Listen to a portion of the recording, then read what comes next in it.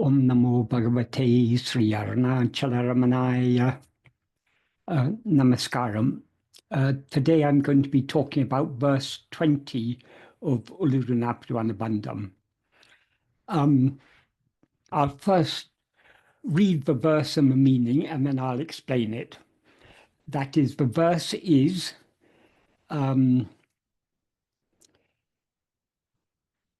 mala guhe ahamai ilahu iriye guhesan ena eta paton.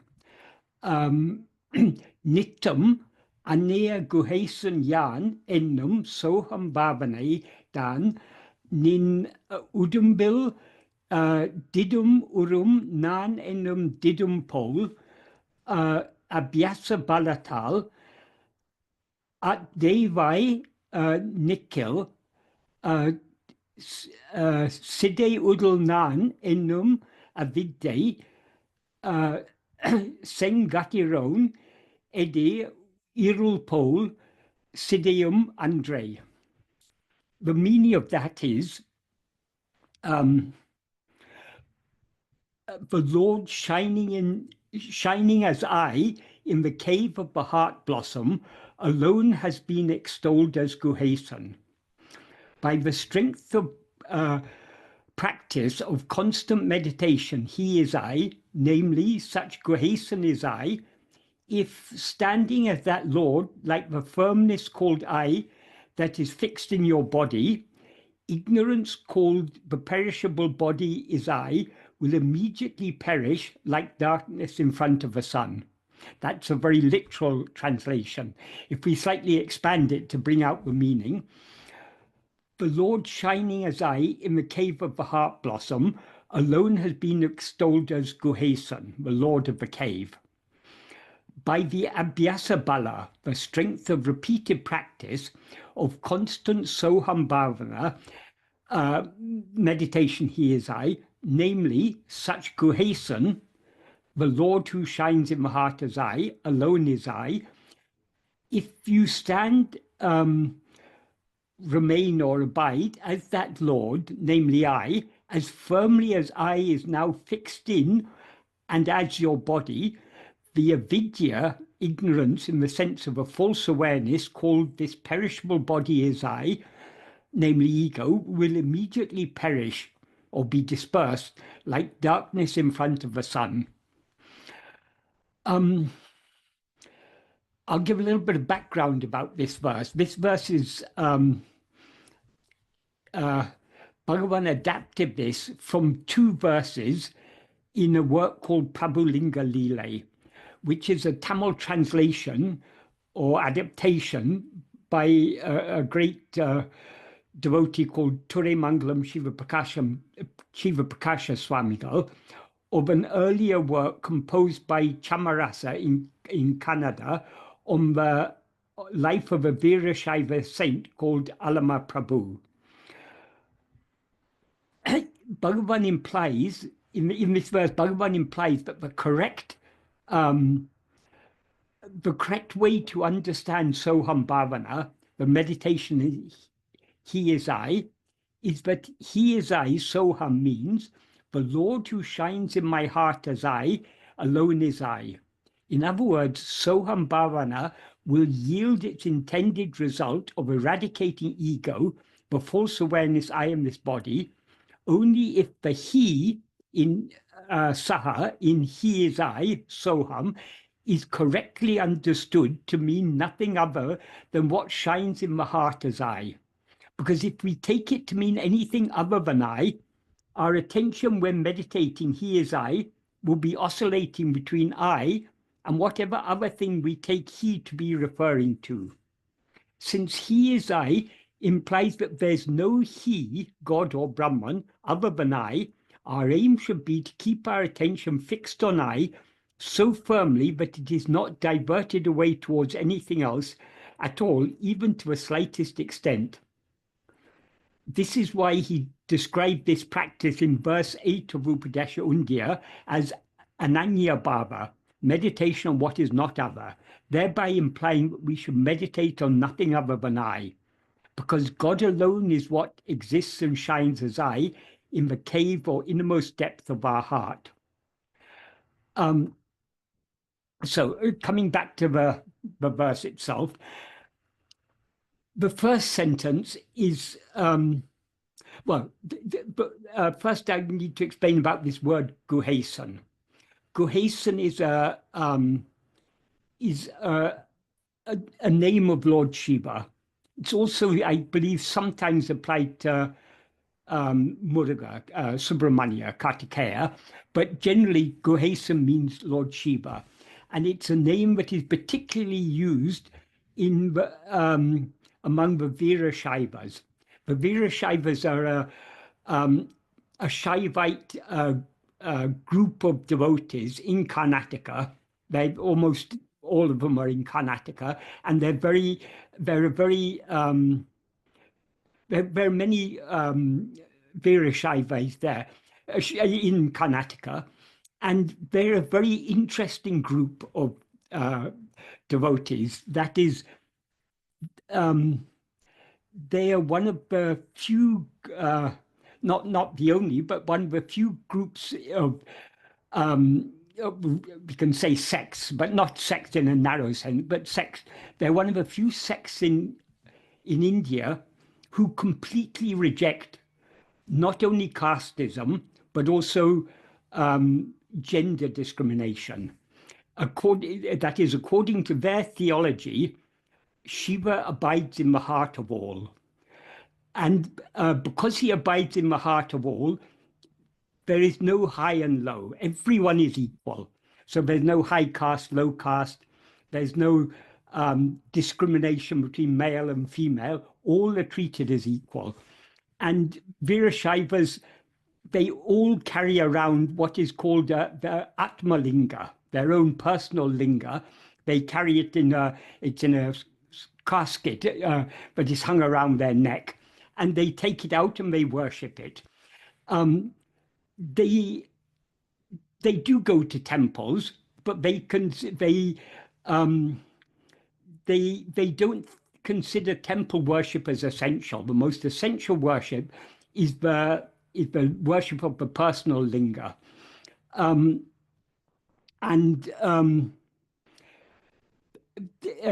think the Veerashaiva movement, it began maybe, I don't know the exact history, but maybe 700, 800, 900 years ago. And at that time, they were quite revolutionary because they completely rejected a lot of, as I said, they rejected casteism, they rejected gender discrimination. So they were, by modern standards, we would say they were a very forward-looking ideology. And they're also very dedicated Shiva bhaktas. And they're very, very, they're a very open and welcoming community. So one of the great saints of the Veerashaivas was a saint called Alama Prabhu. I'm not sure, maybe about 600 or 700 years ago he lived. And there was a biography written in Canada of him by another Veerashaiva called, a Veerashaiva poet called Chamarasa. And the biography that he wrote was called Prabhulinga Leela. And it was translated into Tamil by Ture Mangalam Shiva Prakasha Swamigal, who is also a great Shiva Bhakta from, I don't know, maybe about 500 years ago or so. So this Prabhulinga Leela, it's quite a well-known work in Tamil. And Bhagavan, once when he was reading it, he took some ideas from 2 verses of chapter 19, verse 59 and 62, and he merged the ideas together as this verse. So the significance of the first sentence, Bhagavan is explaining here why Lord Shiva is called Guhesan. That is, Isan means the Lord, and Guha means cave. Guha is it's a Sanskrit word. It's a noun derived from a verbal root, a gu, that is GHU. That means to cover, conceal, hide, or keep secret. And so the noun guha means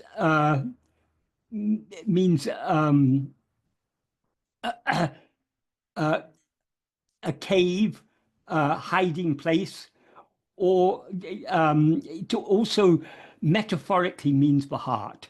So often the heart is referred to as guha. And sometimes they talk about Hridaya Guha, the cave of the heart, because it's the innermost and most secret and most, that is for the outward going mind, the heart is something hidden and secret. In order to return to the heart, which is our source, we need to turn our attention back within. But so long as our mind is rushing outwards, as is the nature of the mind, the heart seems to be a place that is hidden and concealed, and therefore it's called referred to as the cave. The cave, in the sense of the cave as a hiding place, a place to conceal oneself. So Lord Shiva is called Guhesam, the Lord of the cave. Why he's called the Lord of the cave, as Bhagavan explains in this verse, he's called the cave, the Guhesam, because he shines in the cave of the heart. He always exists and shines there. And what is it that exists in the heart? It is I. So Bhagavan says here, the Lord shining as I in the cave of the heart blossom alone has been extolled as Guhesan. So Guhesan is a name of Shiva, but particularly referring to Shiva as the indweller, the one who always exists in our heart as I. So this is the first sentence is a very important clarification of the significance of this name Guhesan. Then in the next sentence, Bhagavan is revealing how there's probably many of you are familiar with the term Soham Bhavana. Soham Bhavana means the meditation Soham. Soham means he is I. Saha Aham becomes Soham. So he is I means God is I, Shiva is I, Brahman is I, whatever. But that is that's a practice that is much extolled in the Jnana Marga, but it is generally misunderstood, because so long as we take ourselves to be this body, he, referring to God, seems to be something other than ourselves. So long as we take God to be anything other than ourselves, anything other than I, to meditate he is I, means we are trying to identify ourselves with something that seems to us to be other than ourselves, namely God. So our attention, even if the I in Soham, in he is I, turns our attention back towards ourselves, our attention is then again drawn outwards towards he, because we take heed to, because so long as we identify ourselves with this body, God seems to be something other than ourselves. So Bhagavan says, what Bhagavan implies here is that this meditation, he is I, Soham Bhavana, can be efficacious only if we understand. But what he is referring to is that Lord who is shining in the heart. So in effect, if we understand that he is I, that means there's no he other than I. So the significance of he is I am I. If we meditate I am I, then our attention is only on I. It doesn't go anywhere else. That's why he says, by the strength of, by the abhyasa bala. Abhyasa bala means the strength of, bala means strength. Abhyasa means repeated practice, constant practice. So by the strength of repeated practice of constant meditation, he is I. And then he clarifies what is that, what the significance of he is I, and anaya guhesan yan ennum nityam soham bhavana. Constant soham bhavana, as that such guhesan is I. Such guhesan means that Lord who is shining in the cave of the heart as I. So in other words, what Bhagavan implies is, if we're going to meditate Soham Bhavana, we need to understand that there's no he other than I. So the he in Soham is only referring to the Lord who is shining in the heart as I. So in effect, Soham means I am I, because there's no God other than I. That's why he clarifies, he says Soham Bhavana in the form such guhesan is I. And guhesan refers to the Lord who is shining as I in the cave of the heart. So if we meditate in such a way, keeping our attention fixed on I and not allowing it to go anywhere else, in other words, what he describes in verse 8 of Upadesha Undiyar as Ananya Bhava. In this context, I'll just say a little bit about verse 8 of Upadesha Undiyar. What Bhagavan says there is, rather than Anya Bhava, and Anya means what is other, and Bhava in this context means meditation. So Anya Bhava means meditating on something other than oneself. In the context, it implies meditating on God as something other than oneself. So rather than Anya Bhava, Ananya Bhava, in which he is I, is best among all. Ananya means what is not other. So meditation on what is not other means meditation on nothing other than ourselves, meditation on ourselves alone, with the understanding that he is I. So many people reading verse 8 of Upadesha Undiyar superficially, or the Sanskrit version of it, they take it to mean that Bhagavan is referring there to Soham Bhavana. He's referring to Soham Bhavana only if it's understood in the sense in which he clarifies it here. But because when he says Ananya Bhava, that Ananya means not other. So long as we allow our attention to go towards anything other than ourselves, that is Anya Bhava, not Ananya Bhava. So in Ananya Bhava, there's no Ananya Bhava doesn't mean meditating on the thought he is I, because the thought he is I is something other than ourselves. So it means meditating on the implication of he is I. The implication of he is I is that God is what is shining in our heart as I, therefore we should meditate on nothing other than I. And that, he says in verse 8 of Upadesha Undiyar, is anatinam uttamam. That is the best among all. That means it's the best among all practices of devotion. It's the best among all forms of meditation. And it's the best among all the means to purify the mind, which he's been discussing up to verse 7. It is the best among all of them.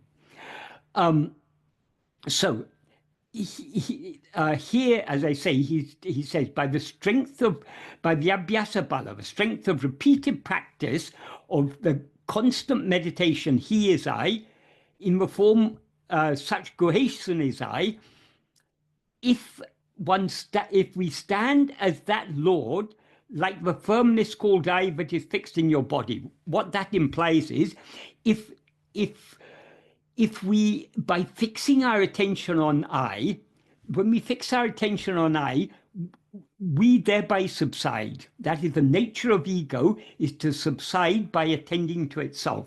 So long as we attend to anything other than ourselves, ego, that is the nature of the ego is to rise, stand, and flourish by attending to other things.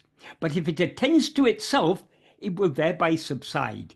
So if we keep our attention fixed on nothing other than I, we will thereby subside and remain in the heart. That state of being in the heart as the heart is what Bhagavan refers to as standing as that Lord. Devai Nikhil. Devai means as God, as the Lord.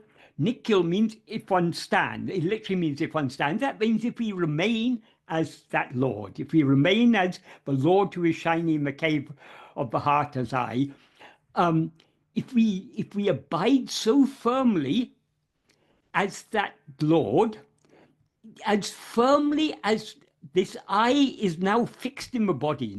Now we are so strongly identified with this body. It's our actual experience. This body is I. If something happened to this body, it's happened to me. So our whole life, our whole identity is centered around this body. So now this Dehatma Buddhi, this sense of identification with the body, is so firm, so strong, so equally strong that identification with that which is shining in the heart, the Lord who is shining in the heart as I. So we should switch our identification from this body, which includes all the five Shis, and back towards what we essentially are, namely that pure awareness I am. So if we remain as that pure awareness that shines as I, that is the Lord, that is Guhesan, as firmly as we are now fixed in this body, then the avidya, the ignorance, this perishable body is I, will immediately perish like darkness in front of the sun. That is, however dense the darkness of night is, as soon as the sun rises, the darkness is dispelled. It's wiped out. It's dissolved, completely removed. Like that, by fixing our attention firmly on I alone and not allowing it to go away towards anything else, even the thought of God as something other than ourselves. Not even that. Our attention should be on I and I alone. Then only we will subside back into the heart and abide as or stand as that Lord who is ever shining in the heart as I. And by standing as standing thus, by abiding thus, by our abiding thus, this ignorance, this avidya, will perish like darkness in front of the sun. And Bhagavan very clearly makes very clear here that the term avidya refers to nothing other than the false awareness, I am this body. The false awareness, I am this body, is what is called ego. So Bhagavan, in many places, he makes it clear, but avidya, ignorance, is not, or ajnana, is nothing other than this false awareness, I am this body. That is, avidya means ignorance of what we actually are. There is no, we are never completely ignorant of ourselves. We always know that I am. The trouble is, we've now identified ourselves with something other than what we actually are. So though we know that I am, we don't know what I am. So the ignorance of what I am is nothing other than the false awareness, I am this body. That is some classical, in classical Advaita, it is often explained, but first there must be ignorance, and then only there can be an error. So first you need to be ignorant of the fact that the rope is a rope. Then only you can make the mistake of mistaking it to be a snake.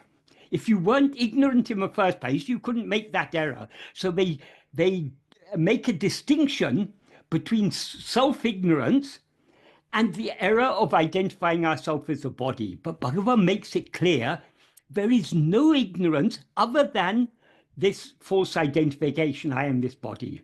Because there can't be ignorance without something that is ignorant. What is ignorant is only ego. That is our real nature. Atma-swarupa, Brahman, is never ignorant. What is ignorant is only ego. And ego is ignorant because it's as ego, we identify ourselves as something other than what we actually are.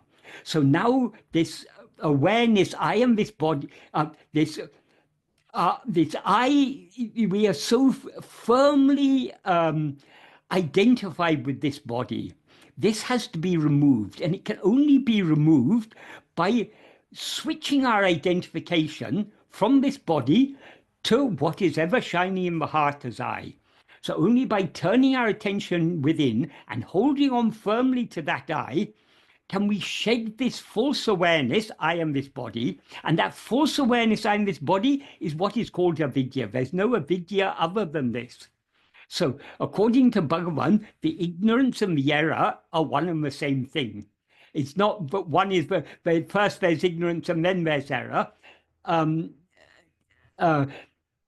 For explanatory purposes, that's fine. But in actual practice, there's no ignorance other than the error of mistaking this body to be I. So the means to get rid of this false identification is to switch our identification from this body to I, to what we cannot be anything other than ourselves. We cannot be anything other than I. So the only true identification is I am I. I am nothing other than I. So in order to replace the identification I am this body with the true identity I am I, all we need to do is to keep our attention constantly on what is shining in the heart as I, because what is shining in the heart as I, that is God himself, that is Guhesan. And by holding on firmly to that, we thereby subside and merge back into that as that. So it's actually if we read it very carefully, there's a lot of very deep meaning in this verse. I hope I've explained it sufficiently clearly, but if anyone has any questions about what I've tried to explain, please ask. Good. Thank you, Michael. Yeah, please post your questions in the chat box, and we'll post it to Michael in the order received, preferably. So the chapter 5 on Path of Sri Ramana is pretty much, he explains this, right, Michael, that Soham Bhavana is not self-investigation. As it's usually understood, but in this verse, Bhagavan is clarifying how it should be understood. It's not, we are not, when we say he is I, that he doesn't refer to some big Brahman out there or some God up in heaven or something. He refers to the Lord who is ever shining in the heart as I. Then only, if we understand it thus, then only will our attention be fixed firmly on I without going towards anything else. But generally when we say he, with reference to God, we think of God as something other than ourselves, inevitably, because so long as we identify ourselves as this body, we seem to be something very small, very insignificant, limited in space, limited in time, something. If I am this body, then I'm not this table, I'm not this PC, I'm not this microphone, I'm not any of these things. So we are limiting ourselves in space, we're limiting ourselves in time, and we're limiting ourselves as one thing, not other things. So when we impose these three limitations on ourselves, when we talk of God, God seems to be something other than ourselves. It's very hard to think of God without thinking of God as something other than ourselves. So the reason for the Mahavakyas in the Upanishads, the Tattvamasi, that you are, Aham Brahmasmi, I am Brahman, I am Atma Brahman. This self is Brahman. That means myself. I myself am Brahman. Prajnanam Brahman. Awareness is Brahman. The aim of these Mahavakyas is to make us understand that Brahman is not something out there. Brahman is nothing but what is shining in our heart as I. So only if we have that understanding very clearly, then we will stop thinking about Brahman, we'll stop thinking about God as something other than ourselves. We will understand God is that which is shining in our heart as I. So the truest way, the most correct way to meditate on God is to meditate on nothing other than I. That is what Bhagavan calls Ananya Bhava, and that is the significance of Soham Bhavana as he explains it in this verse. But this is not how people usually understand Soham Bhavana. Though Soham means he is I, we still, because we are now identified with this body, he still seems to be referring to something else. So when we think he is I, we are trying to equate what seem to us to be two different things. So only if we understand that he refers to what is ever shining in our heart as I, can we do Soham Bhavana correctly. That is, if we understand that he refers to what is nothing other than what is shining in our heart as I, then what is our attention to be fixed on? Nothing other than I. That is the inner significance of Soham Bhavana, but it's not how it's generally understood. So this is a significant verse. It's very very subtly worded, but if we pay close attention to the way it's worded in this verse, it's very clear what the Bhagavan is revealing here. What is how Soham Bhavana should be correctly understood. Truly speaking, the correct Soham Bhavana is only self-attentiveness. If we take Soham Bhavana to be anything other than self-attentiveness, then that is not the correct practice. Is it clear what I'm saying? Because it's quite a deep and subtle point. Right. So I'm going to just read a question that's related to this discussion here. So Michael, if one is from Sarah. Michael, if one has the firm belief that Bhagavan is he that shines within, and meditates on Bhagavan throughout the day, is it also attending to the subject I? Is the thought of Bhagavan also meditation? If we understand that Bhagavan is what is shining in the heart as I, the correct way to meditate on Bhagavan is to meditate only on I. So long as we meditate on the name and form of Bhagavan, that is not meditation on I. I'm not saying it's not good. That is, if we meditate on the name and form of the name and form of Bhagavan, the outward name and form of Bhagavan, his name and form is obviously very special. Why did he appear in that name and form? Only to teach us to turn our attention within. So just like Bhagavan says about Arunachala, but if we think of Arunachala even once, this is how he explains it in verse 10 of Arunachala Patikam. If we think of Arunachala even once, it will work within the mind. It will subdue the mischievous activity of the mind. That implies the outward going activity of the mind. It will draw the mind inwards to face itself, and thereby it will make it still like itself, and then it will accept it as bali, as a sacrificial offering. In other words, he will consume us completely. So just like in that verse, he reveals about what is special about the name and form of Arunachala, and why it is said that the mere thought of Arunachala will give liberation. This is how it gives liberation. So just like the name and form of Arunachala had this special power, the name and form of Bhagavan has the same power, because Bhagavan and Arunachala are one and the same. Arunachala appeared just to subdue the egos of the great gods. Even the great gods have egos, so Arunachala appeared to subdue their ego. Bhagavan has appeared to, that is, the same Arunachala has appeared in the form of Bhagavan to subdue our ego. So if we meditate on the form of Bhagavan, his grace will work within and slowly, slowly purify our mind and draw our mind back within to face him as he actually is. Tanadu abhimukha maha irtu. He says in that verse in that verse 10 of Arunachala Paticam. So he will pull us to face himself.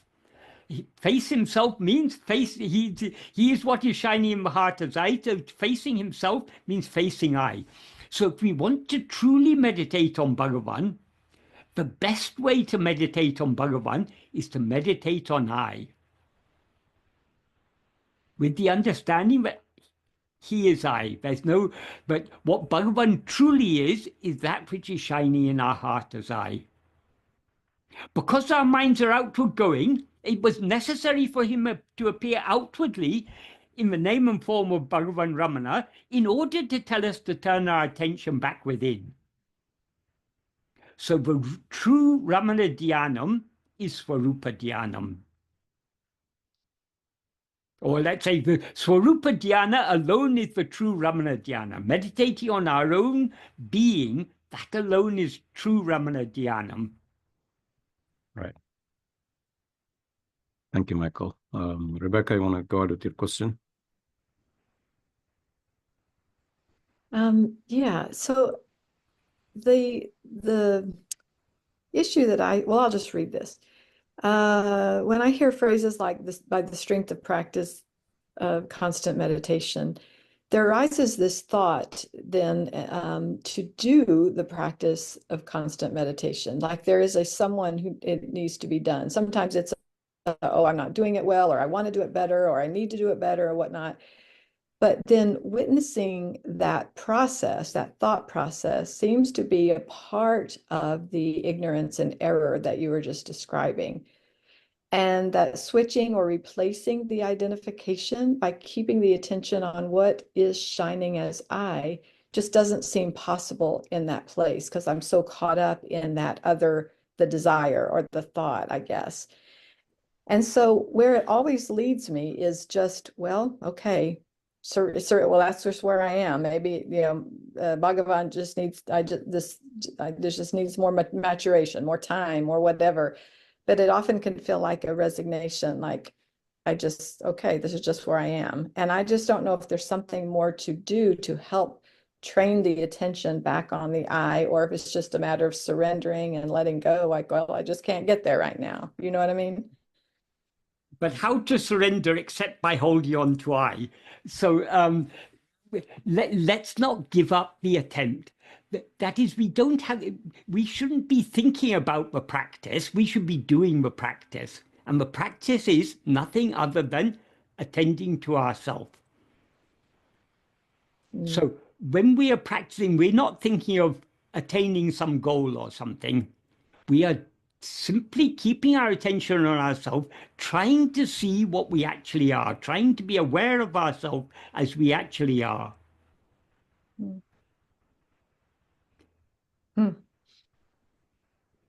So I think it sounds like you're pointing to just, there's still a doing that's happening instead of just the being. Yeah, if we are attending to I properly, the doer, namely ego, will subside, and doing, of course, will subside along with it. So attending to anything other than ourself is a doing, because it's a movement of our mind or attention away from ourselves towards some other thing. But attending to ourself is cessation or subsidence of both the doer and all doing. Because this is one thing that's very, very, if we want to understand Bhagavan's teachings correctly, we can, I would say possibly the most fundamental principle of Bhagavan's teachings, the most unique thing that Bhagavan has revealed is the nature of ego.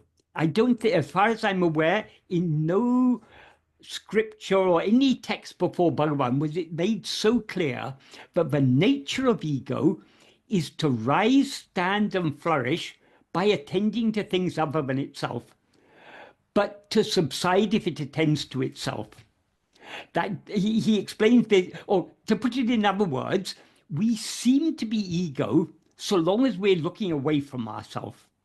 So long as we're looking elsewhere, we seem to be ego. But if we turn back to see who is this ego, there's no such thing to be found.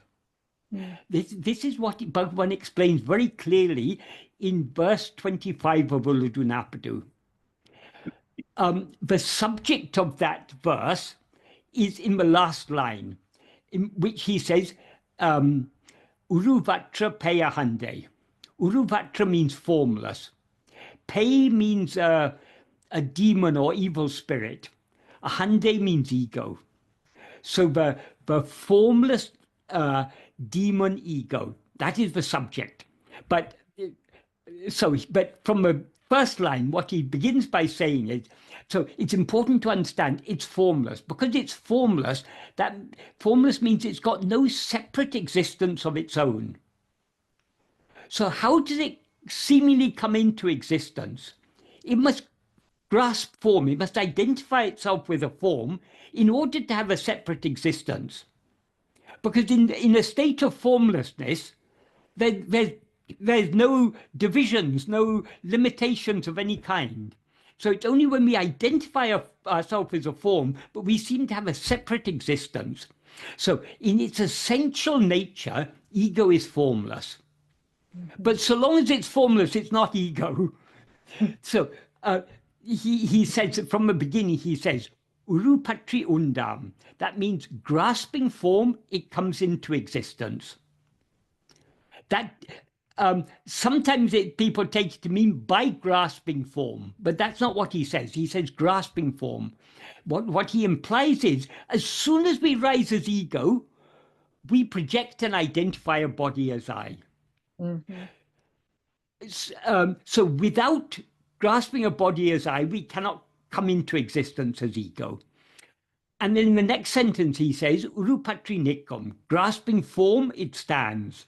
That implies we cannot remain as ego, even for a moment, without identifying ourselves with a body. And so the first two, when he says Urupatri, the first two Urupatri, he's referring to, the form he's referring to is the form of a body, which means not just the physical form of the body. As he said, the body is a form of 5 sheaths.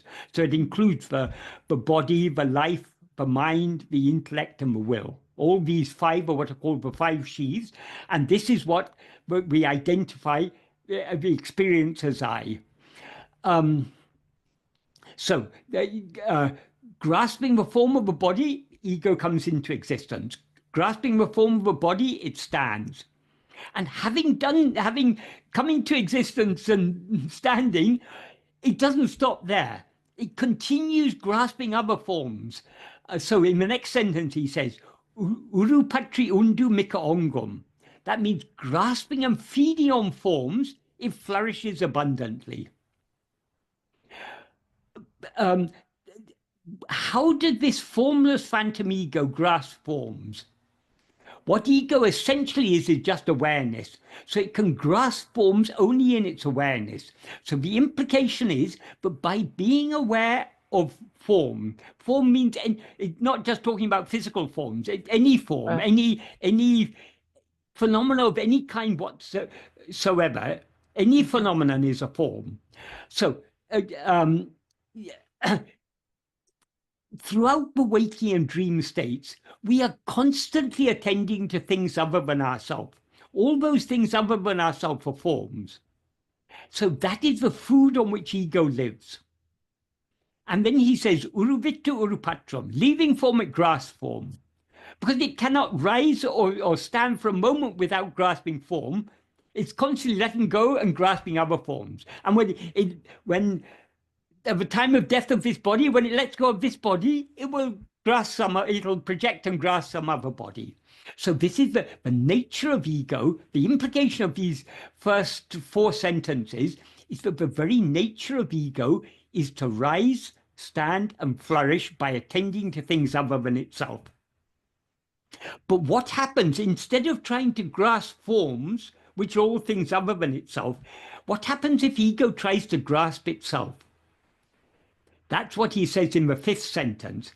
Tedinal otum pidicum. Tedinal literally means if seeking. He doesn't say who is seeking or what is being sought.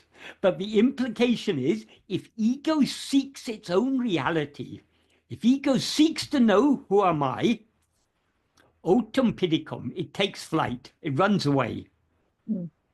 That's a metaphorical way of saying it subsides and dissolves back into its source. So, since such is the nature of ego, all we need to do is to try our best to keep our attention fixed on I. So long as we're trying to keep our attention fixed on I, we don't need to think about anything else. We don't need to think about there's some moksha we're going to get at the end of it or anything. Bhagavan's teaching is who am I? Not just the question who am I, but the investigation who am I? We are seeking to know what we actually are. Now we falsely identify ourselves with this body. To remove this false identification, we must know what we actually are. In other words, we must be aware of ourselves as we actually are. That is what we are seeking to know when we turn our attention within. To put it metaphorically, we're looking at ourselves very carefully in order to see what we actually are. Obviously, we're not looking with our physical eyes because we're not a form. We're not something that can be seen physically. We are looking with the inner eye, Yes. the eye of attention, to see what we actually are. And that's all there is to it.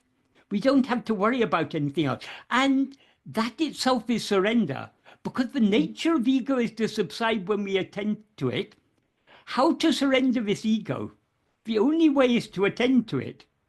Because so long as we attend to anything else, we're nourishing ego, we're fattening ego. And if we try to attend to nothing, then we subside in sleep or some other state of manolaya, which is just a temporary dissolution of mind. So to bring about the permanent dissolution of mind, the manonasa, the eradication of ego, the only way is to attend to ourself. So attending to ourself is self-surrender. Well, that's beautiful and very, very reassuring. And, Yes. Yeah, thank you. Yeah. So sometimes it's better not to think too much about these things. We've been told what to do, we do it. That's it in a nutshell. Yeah. Yes. I mean, we need to think about it in order to understand clearly. But we don't need to overthink. The purpose of thinking about it is to understand clearly. Well, obviously, if we don't think about what Bhagavan has taught us, and we're told to attend to yourself, okay, I sit in front of a mirror and look at myself. Is that what's meant? No. We need to understand what we are not. We are not anything known. We're not any object, any phenomena. We're not anything physical or anything mental. We're not a phenomena of any kind whatsoever. We are that to which all these things appear. We are the awareness. So we just have to hold on to that fundamental awareness of our own being, I am. Thank you, Mark. Thank you. So there are a couple of questions which Saravana Ponnambalam emailed me a few weeks ago, and he wanted me to pose it to you. So let me just start with the first question. ego is going to Manolaya after a tiring day, as Michael explained in past talks. If so, why is the ego rising up in dream and disturbing dreamless sleep? I mean, if it's tired, it should just stay. So it's a pretty good question. So ego is going to Manolaya not because of, so he's also making an assumption here. So ego is going to Manolaya not because of tiredness, maybe due to part of the need for sleep in the form of sleep with or without dreams. So it seems to be the nature of ego to wander between these three states. But actually, it's only two states, because what we call waking is just another type of dream. That is, the whole of our present life is one long dream. Within this dream, we have other dreams. So, but it's all dreams. The only respite we get from this is deep dreamless sleep.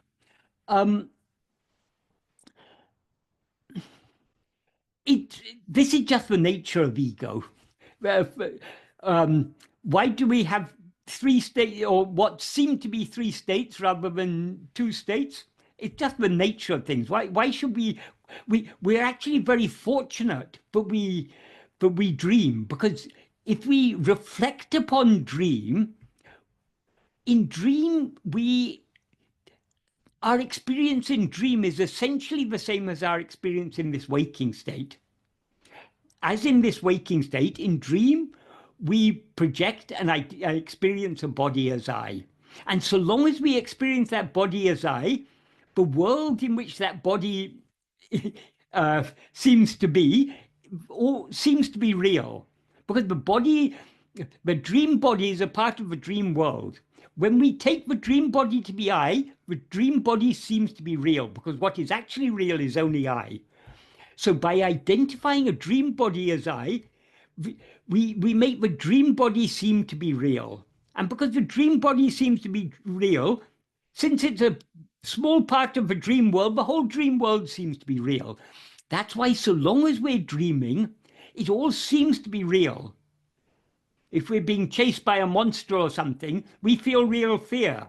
If we're standing on the edge of a precipice, we're trying to climb up, and we feel actual fear in sleep. We also feel everything else. We feel hunger, we feel thirst, all these things.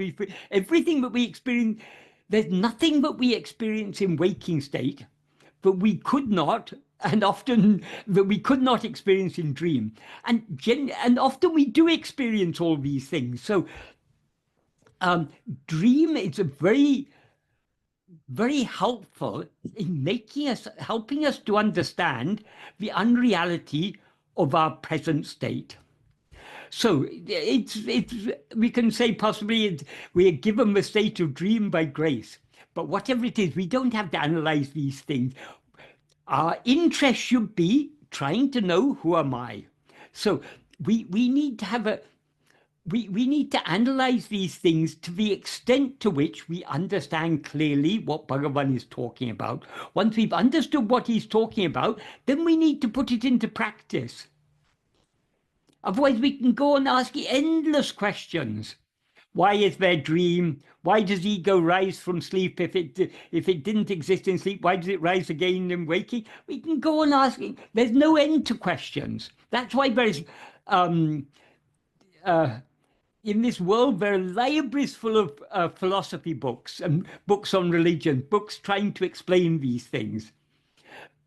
But all these, so many explanations are just taking our mind outwards. We need to have, Bhagavan's teachings are very simple. To understand them clearly, we need to have a very simple understanding. We need to have a clear understanding, but it needs to be simple. We shouldn't complicate things. Like Bhagavan has talked about karma. People go on and on asking endless questions about karma. But if we understand what Bhagavan has taught us about karma, the very aim of what he taught us about karma is to make us understand that we need not bother about these things.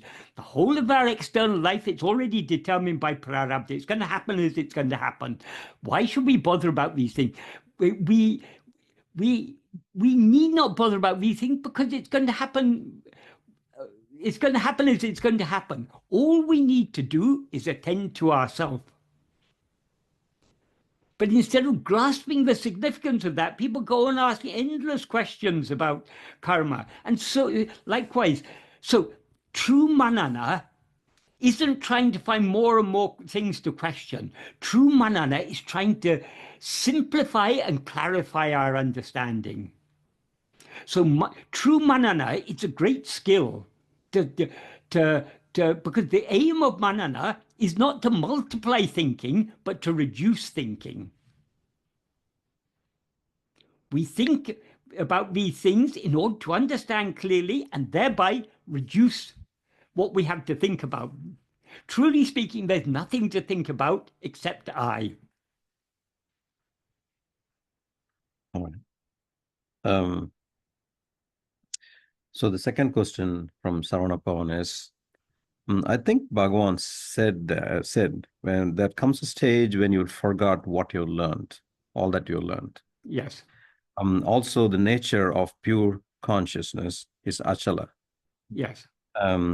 So no language, as the Dakshinamurti silence. Yeah. So how important is it to remember all the statements and the numerous teachings, even Bhagavan's teachings, other than the fundamental essential lesson that we really need to know? Bhagavan has all that we need to understand about Bhagavan's teachings are in his own original writings. There's one prose work, Nana, and one or two other small pieces of prose writing, like that note he wrote for his mother. And if we take all his verses, there's less than 300 original verses of Bhagavan. There's the Arunachal Stuti Panchakam, the 5 hymns, Upadesha Undiyya, Uڵḷadu Nāṛpadu, some of the verses of Upadesha Undiyya, some of the verses of Uڵḷadu Nāṛpadu Anubandham, Ekatma Panchakam, Apalapatu, Atma-vichara, and some verses among Upadesha Tanipakala, original verses of Bhagavan. That's really all we need to know. It's important that we are familiar with all of Bhagavan's teachings, because if we are familiar with them and understand them correctly, whenever any unnecessary thought arises in the mind, there's an answer to it among Bhagavan's teachings, so it will help us to put aside unnecessary thoughts. It'll help us to keep our understanding very simple and very clear. That is, clarity comes with simplicity. There are some philosophies in this world. If you read some philosophy books, your head will begin spinning after some time. They make it so complicated. But Bhagavan has made it so simple. If ego comes into existence, everything comes into existence. If ego doesn't exist, everything doesn't exist. Ego itself is everything. Therefore, investigating what it is giving up everything. What can be simpler than that? So, understanding Bhagavan's teachings correctly is important to keep our understanding simple and clear. And because the nature of the mind is constantly going outwards, and none of us, if we're honest with ourselves, yet have sufficient love to merge completely back within, whenever our mind comes out, good to keep it dwelling on Bhagavan's teaching, because that constantly encourages us to go back within. Because all of Bhagavan's teachings are repeatedly pointing our attention back towards ourselves, towards that Lord who is shining in the cave of our own heart. Right. So again, you're stressing the importance of Bhagavan's original words and just focusing on that. Bhagavan's original works and putting them into practice. That's what's most important. Putting them into practice. And then there's another thing you pointed out, if you just get into the series of questions, it just is a never-ending thing. And it's never ending. It's never ending. That's the significance of the story of Dakshinamurti, where he kept on answering for Sanakadi sages. And finally, it just went into silence, and that's when it really stopped. Another thing we can observe, people who ask most questions are those who understand least. Those who understand keep quiet. Because for some people I have seen, they will go on and on and on asking questions. And ultimately, all their questions are the same. They may be asked in different ways, but it's all because of failing to understand the simple basic principles of Bhagavan's teaching. If we understand the simple basic principles, there's no room for any questions. Exactly. Everything is answered, either explicitly or implicitly in Bhagavan's original writings. And if it's not answered, it's not worth answering. That's true. So that was Saranapon's questions. Yeah. Now there was a question from Sanjay Lohia. I will go on and let Sanjay, are you there? Yes, go ahead. I'm here. Yes, I am here. Yeah, go ahead. So I have to recollect my question now. No, sir, you often say that Bhagwan can make use of any worthless instrument to get his work done. Yes. Yes. And in this regard, you also quote a story by Rama that he used an small blade of grass as Brahmastra. Yes. So what exactly is that story? Means in what context did he use it? I was just curious about. It would have been. I imagine it was in the battle against Ravana. There is such a story somewhere, but I think it was in that context. It could have been in some other context. But the point is, this is just showing the power of God. But God doesn't need all these paraphernalia. A mere blade of grass he can use as a Brahmastra. Likewise, Bhagavan can use any worthless thing to achieve his work. Got it, sir. Thank you. Right. Does that not also say that the most worthless thing is valuable? Yes, if Bhagavan chooses to use it. But it's not valuable in itself. It's valuable because of because of the reality that it is. A carpenter's tools are useless, except in the hands of a carpenter. Without the carpenter, the tools are useless. Right. Okay. Thank you, Michael. In the hands of someone who is not a skilled carpenter, the carpenter's tools can cause injury because they have sharp chisels and saws and things like that. So it's the doer, the one who handles the instruments that is important.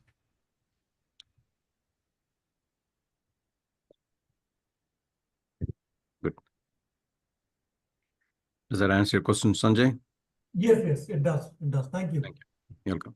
So Sarah is asking, did Bhagwan mention anything specifically about Navaratri, that it's going on? So is there anything you want to ask, share? Probably may have learned from Swami Sadhu Om. Navaratri is a very popular festival. It's celebrated all over India. And it's associated with so many places. So Tiruvannamalai also has its association with the story behind it. That is the story of Durga killing Mahishasura. In Tiruvannamalai on the Giri Pradakshina road, if we're doing Giri Pradakshina, before we come to the main temple, on our right-hand side, at the foot of a spur of the hill called Pavalakundru, there is a temple, Durga temple. So in the Arunachal Mahatmyam, that story is also there. It's it has its association with Tiruvannamalai. There may be many other places in India that also claim association, but that's just the nature of Puranic stories. They have that is the Puranic stories. We need to take the inner significance of them. So all these different many Puranic stories, it'll be a story of like Rama and Ravana. Ravana is the demon. So Ravana represents evil, egotism, selfishness, greed, lust, and so on. Rama is God. He represents all that is good. Likewise with Durga and Mahishasura. Durga is the power of God, but he's crushing the evil. So ultimately, as Bhagavan explained in there's a verse in Guru Vachaka Kavai in which Bhagavan says, the significance of all these Puranic stories of the battle between gods and demons it's a battle going on within the heart of every spiritual aspirant. The battle between our outward going vasanas, our Vishaya vasanas, and our Sat vasana, our love to turn within and to subside back into our being. So there is all Puranic stories, they're full of significance, and they have significance at many, many different levels. So the Puranic stories and also the Ityasas, the Mahabharata and the Ramayana, these stories, they are suitable for children. You can tell these stories to children, and there are things that will appeal to children. But it's also a way of teaching children some basic principles of good and bad and so on. But there's also, so it can be applied. There are lessons in these Puranas and the Ityasas. Ityasas means the Ramayana and the Mahabharata, the great epics. There are lessons there for everyone at every stage of life. There are lessons for kings, how kings should behave, how warriors should behave. That is the Bhagavad Gita as an example. Krishna is not teaching the Bhagavad Gita to an ascetic. He's teaching it to a warrior, telling you it's your duty. You have to engage in this war. So there's something there for everyone.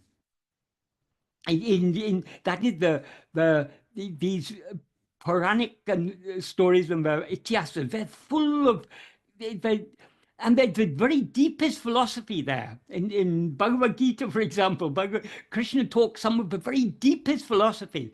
And that's not the only philosophical work. In the Mahabharata, there's so many philosophical texts. There's so many other ones that very few people know about. There's a work called Sanat Sajatiyam, which is Adi Shankara quotes it from it in his Viveka Chudamani. And Bhagavan often referred to that. That is in the Sanat Sajatiyam, it is said, Pramada ve mrityu, that is, pramada alone is death. It sada apramada, eternal non-pramada is deathlessness. So very, very deep ideas, deep philosophical ideas. The Bhagavatam, that's the most popular of all the Puranas, full of so much philosophy. And there's something there for everyone. There's philosophy that will appeal to the bhaktas. There's philosophy, bhaktas in the sense of those who like to worship the name and form of Krishna. There's plenty there for them. But there's also a lot of Advaitic ideas also expressed there. And those Advaitic ideas, it appeals to the Vishishta Advaitins because they take it in their own way. It appeals to Advaitins because they take it in their own way. So these texts have full of, they can be understood and interpreted in so many ways. So there's something there for everyone.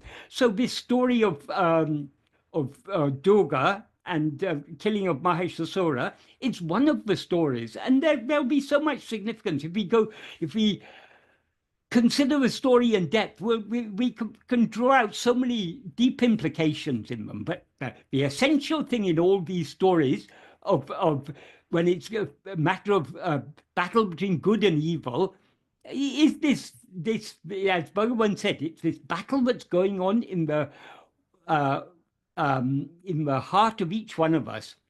That is, we don't need to look outwards to find evil. There's plenty of evil in us in the form of our Vishaya vasanas. So this, we can overcome this evil in ourselves only by constant practice of self-investigation and self-surrender.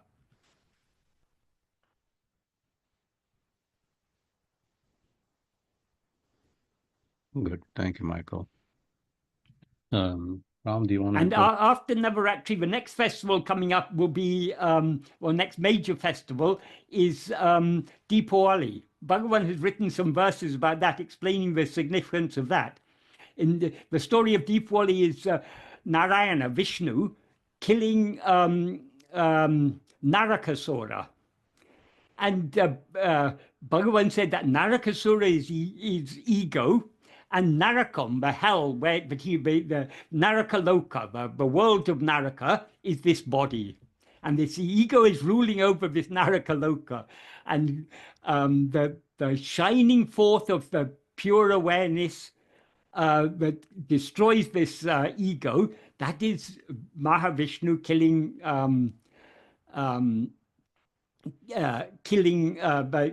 Narakasura. And the Deepawali, Deepa means light, Awali means series. So all the lights that are lit on Deepawali, that is to represent the shining forth of pure awareness when ego is swallowed. I think it's what, verse 2 and 3 of Upadesha Tanipaka, yes. So I think that verses, those two verses can be applied to any of the Puranas. It applies to all of them. It's the same, right? Good, thank you, Michael. And I'm going to just Ram, do you want to ask your questions? Yeah, can I ask one? Yeah.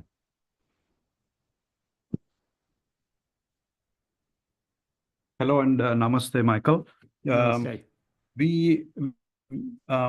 The I thought is a special thought which connects the body to the soul, or whatever we call it, consciousness. So any other thought, like when we say Arunachala is special, the mountain is special, or God, when we have all of these concepts or whatever we call them, those are mere thoughts, isn't it? The only thought that has any significance in our sadhana is the I thought, because that's the one finally which helps us to annihilate the small I and get to the pure consciousness. But the rest of the thoughts, like Arunachala is special or God, and all of these are just other thoughts which don't have much significance.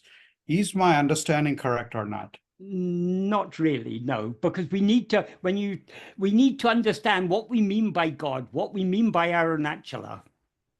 Bhagavan says in verse 24 of Upadesha Undiyar, Irakum ekayal isa jivagal oru porleava undipara upadi unave verundipara.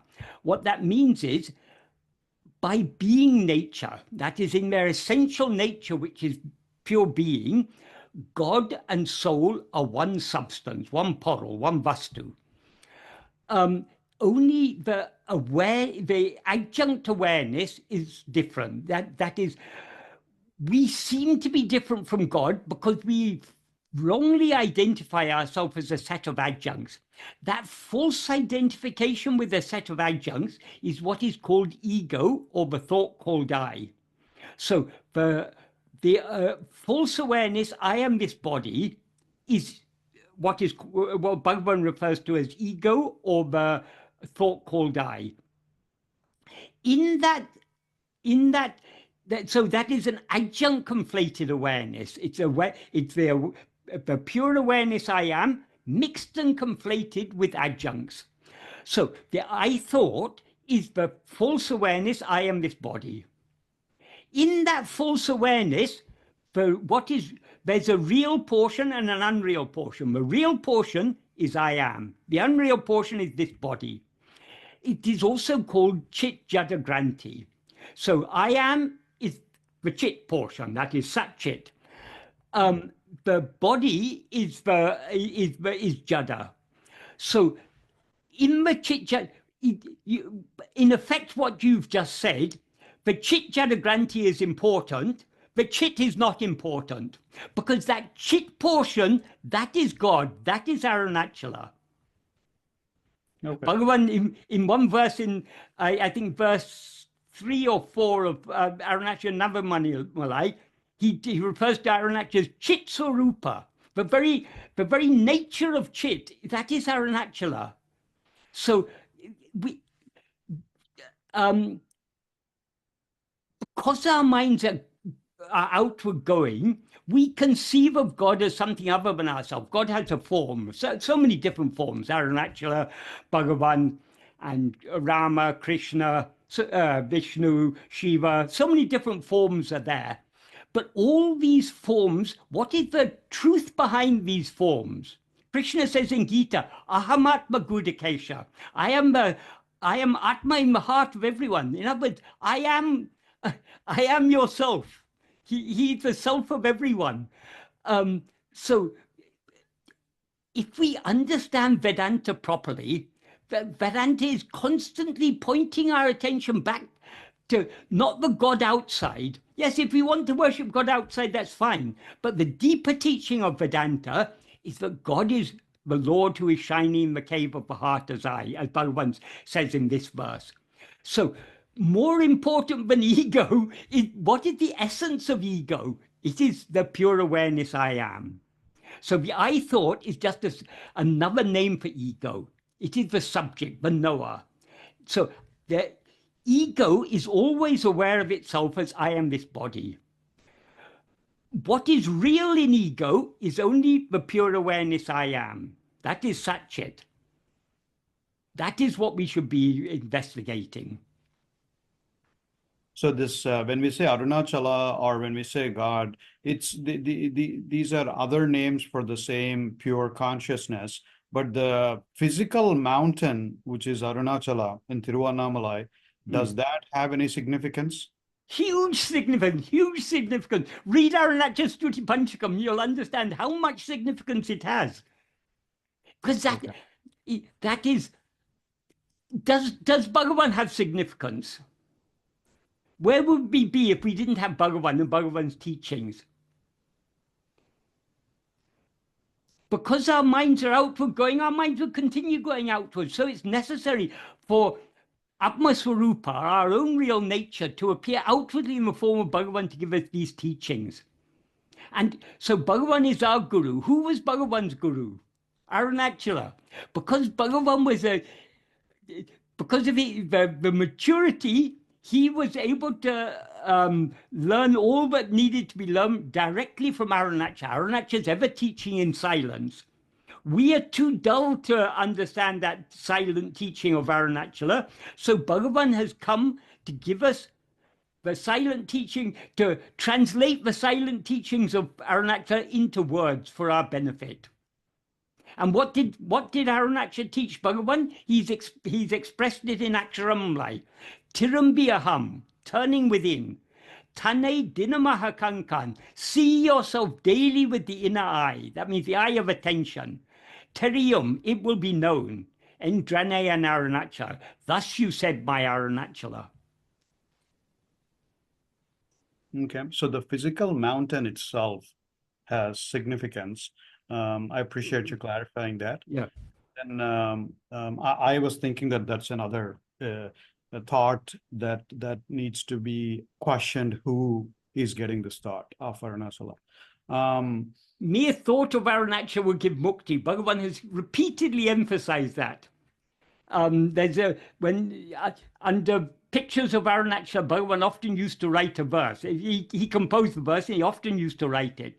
Karuna navamai karudakkati nalhu Arunachala Shiva midam. This is Arunachala Shiva, which, being the ocean of grace, bestows liberation when thought of. And so many verses in Arunachala Stuti Panchakam, he alludes to the fact that Mukti Ninekavaral Arunachalam, that Arunachala gives bestows liberation when thought of. Because as I was saying earlier, as Bhagavan has clarified, has explained in verse 10 of Arunachal Patikam, if we think of the outward form of Arunachala, it will work from within, it will subdue the manacheshte, the mischievous activity of the mind, the outward going activity of the mind. It will draw the mind within to face itself, tanadu abhimukamaha yetu, pulling within to face itself, and thereby it will make us motionless like itself and feed upon us. Okay. Well, one last question. I'm going to give the floor back to Kumar. It's, my understanding, or based on my sadhana, is if I investigate who I am, then the thoughts will seem to be reducing. But if I think about any other thought, the thoughts seems to be expanding like a tree with branches and all. So the investigation of who I am is a special investigation compared to any other thought we may have, is what I'm experiencing. Yes, that is, if we think about anything other than ourselves, that is the food on which ego lives is attention to things other than itself. So thinking about anything other than ourselves is nourishing and sustaining ego. By thinking of ourselves, in other words, by attending to ourselves, by turning our attention within, we thereby bring about that is, ego will subside to the extent to which it attends to itself. So by attending to ourselves, we are thereby subsiding. When we subside, all our thoughts will subside along with us. Okay. We don't actually have to bother about thoughts. Bhagavan says in Nana, in the 6th paragraph, however many thoughts rise, so what? As and when each thought rises, we should vigilantly investigate to whom it has risen. Investigating to whom it has risen means turning our attention away from the thought back towards ourselves. So if we're truly investigating ourselves, if we truly got our attention fixed on ourselves, there's no room for any other thoughts to arise. If other thoughts arise, that means we're not attending to ourselves keenly enough. Okay. Not only will all other thoughts subside, the root of all thoughts will subside. That is the I thought. Right. Thank you, Michael. Right. So the next question is, let me read it for you. When practicing self-investigation, there is an experience of me investigating and being aware of I. Is this false duality going on to continue until the ego is consumed by Arunachala? There are times when it's not there and times when it is there. So the me who is investigating is different from the I that is being investigated, is it?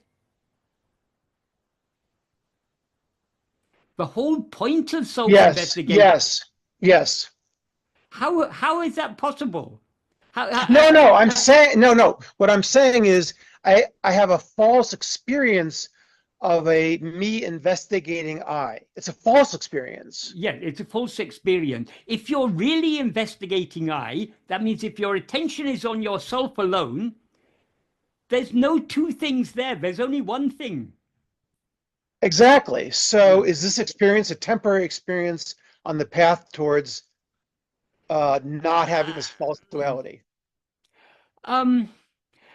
All these things, it's a matter of clarity of understanding. To the extent to which we clearly understand what the practice is, there'll be no room for such feelings to arise. In self-investigation, there is nothing other than, if we are really keeping our attention fixed on ourselves, there's nothing other than I. So there's no room for any such delusion of one eye seeking another eye. So long as there's a sense of one eye seeking another eye, that is not self-investigation. That's why that's why it's very important to understand Bhagavan's teachings very clearly. It is just I attending to I, nothing other than that. So it's a discernment that the false I is non-existent. It's a clarification that the false me is simply non-existent. Yes, but to see that, we need to look at ourselves very carefully. We need to attend to ourselves very keenly. When we will see the unreality of ego only when we see what we actually are. But so then the experience, oh, sorry. Even when we rise as ego, that is, ego is the adjunct conflated awareness, I am Stuart. Right. In that false awareness, I am Stuart, is the real awareness I am. Yes. So what you should be focusing on is just that false awareness I am, sorry, that real awareness I am, then the false adjunct Stuart will drop off. Oh, I see. So don't pay attention to it. Don't pay attention to it. Pay attention only to I. I got it. Nothing That's other great. than I. Got That's why it. Bhagavan describes it as Ananya Bhava. We should attend to absolutely nothing other than I. I see. Great. Thanks for the clarification. Okay, you're welcome. Good. Thank you, Michael. With that, we'll conclude today's session and meet with Michael again next month to discuss. You want to do verse 21 or 21 and 22 together? What's your plan? I'll see how it goes next time. Okay. Maybe 21 and 22 together, or maybe just one. We'll see. We'll see how it goes. Okay. Sounds good. All right. Thank you, Michael.